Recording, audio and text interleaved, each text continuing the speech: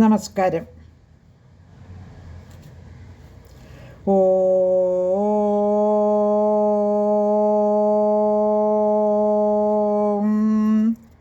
ഓം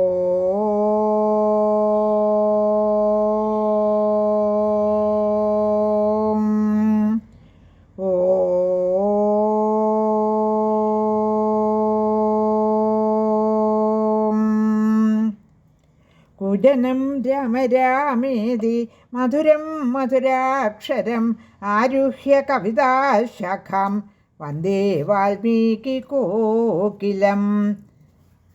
രാമായ രാമഭദ്രായ രാമചന്ദ്രായ വേധസേ രഘുനാഥായ നാഥായ സീതായ പതയേ നമഃ. മനോജവം മാരുതതുല്യവേഗം ജിതേന്ദ്രിയം ബുദ്ധിമതാം വരിഷ്ടം വാതാത്മജം വാനരയൂഥമുഖ്യം ശ്രീരാമദൂതം ശരണം പ്രപദ്യേ. ശ്രീമദ് വാൽമീകി രാമായണം ആരണ്യകാണ്ഡം ഏകോനവിംശ സർഗഃ 19-ാം സർഗം.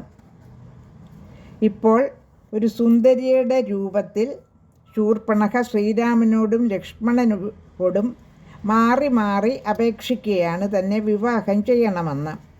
അവളുടെ ഉപദ്രവം തീരെ സഹിക്കാൻ വയ്യാതായപ്പോൾ ശ്രീരാമൻ ലക്ഷ്മണനോട് പറയുന്നു, ഇങ്ങനെ പരിഹാസ രൂപേണ അവളോട് സംസാരിച്ചിട്ട് ഒരു കാര്യവുമില്ല, അവളെ വേഗം തന്നെ വിരൂപയാക്കി തീർക്കണമെന്ന് ആവശ്യപ്പെടുന്നു. ഇത് കേട്ട് ലക്ഷ്മണൻ രാമൻ നോക്കി നിൽക്കെ തന്നെ വാളൂരി അവളുടെ കാതും മൂക്കും ഛേദിച്ചു. അപ്പോൾ ശൂർപ്പണഖ അലറി നിലവിളിച്ചുകൊണ്ട് മഹാവനത്തിനുള്ളിലേക്ക് ഓടിപ്പോയി. ഖരൻ എന്ന ഭ്രാതാവിനെ കാണുവാൻ വേണ്ടിയാണ് അവൾ ഓടിപ്പോയത്. ഈ വിവരമൊക്കെ ഖരനെ അറിയിക്കുവാൻ വേണ്ടി. അങ്ങനെ ഖരൻ്റെ മുൻപിൽ ചെന്ന് ആകാശത്തിൽ നിന്ന് ഇടുത്തി വീഴുന്ന പോലെ അവൾ വിരൂപയായി നിലത്ത് പതിച്ചു. അതിനുശേഷം സഹോദരനോട് ഭാര്യയുള്ളവനായ രാമനും ലക്ഷ്മണനും ചേർന്ന് തന്നെ വിരൂപയാക്കിയത് എങ്ങനെയാണെന്ന് വിവരിച്ച് പറയുന്നു. എല്ലാം പറഞ്ഞ് കേൾപ്പിച്ചു സഹോദരനെ. 19-ാം സർഗത്തിൽ എന്താണ് പ്രതിപാദ്യമെന്ന് നോക്കാം. ഏകോനവിംശ സർഗഃ. ശ്ലോകം 1. താം തഥാപതിതാം ദൃഷ്ട്വാ വിരൂപാം ശോണിതോക്ഷിതാം ഭഗിനിം ക്രോധസംതപ്ത ഖര പപ്രച്ഛരാക്ഷസഃ. വിരൂപയാക്കപ്പെട്ടവളും രക്തമൊലിക്കുന്നവളുമായി വന്നു കിടക്കുന്ന ഭഗിനിയെ കണ്ട് ക്രോധസംതപ്തനായി ഖരൻ എന്ന രാക്ഷസൻ ചോദിച്ചു. ശ്ലോകം 2. ഉത്തിഷ്ഠ താവദാഖ്യാഹി പ്രമോഹം ജഹി സംഭ്രമം വ്യക്തമാഖ്യാനി കേന ത്വം ഏവ രൂപ വിരൂപിത. ആരാണ് നിന്നെ ഇപ്രകാരം വിരൂപയാക്കി തീർത്തതെന്ന് പറയൂ. എഴുന്നേൽക്കൂ, ഭയവും വല്ലായ്മയും വെടിയൂ, എല്ലാം വ്യക്തമായി പറയൂ. ശ്ലോകം 3.